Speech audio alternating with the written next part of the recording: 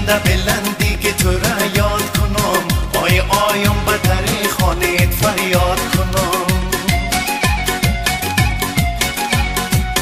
آی فریاد کنم هیچ کس جواب ندهد، آی خاکای وطن ما سرم باد کنم، آی خاکای وطن ما سرم باد کنم.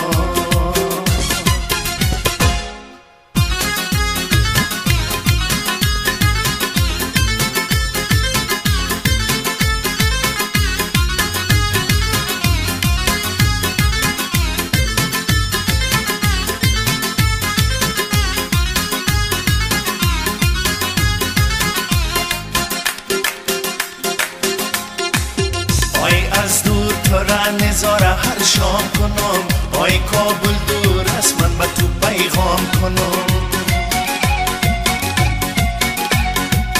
آی دل در هوس خیال تو می سوزه، آی بر سینه خود چگونه آرام کنم، آی بر سینه خود چگونه آرام کنم.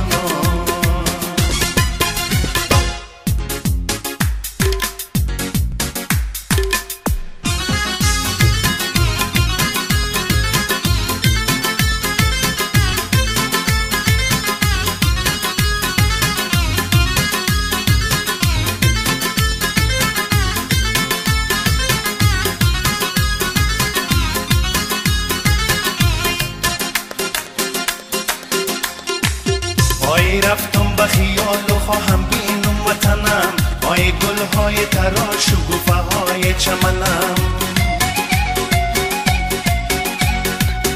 آی شوق به دلم بود ببینم لیکن، آی ارمان به دلم ما ندیدم وطنم،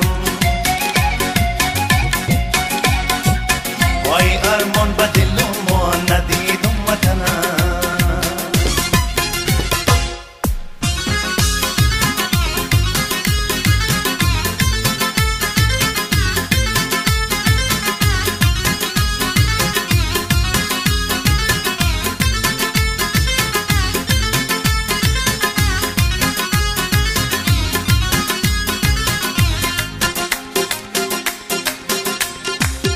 آی شینم در بلندی که تو را یاد کنم، آی آیم به در خانه فریاد کنم،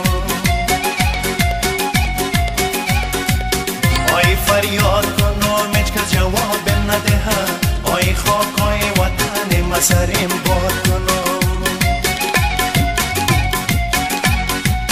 آی خاکای کابل جان سرم باد کنم.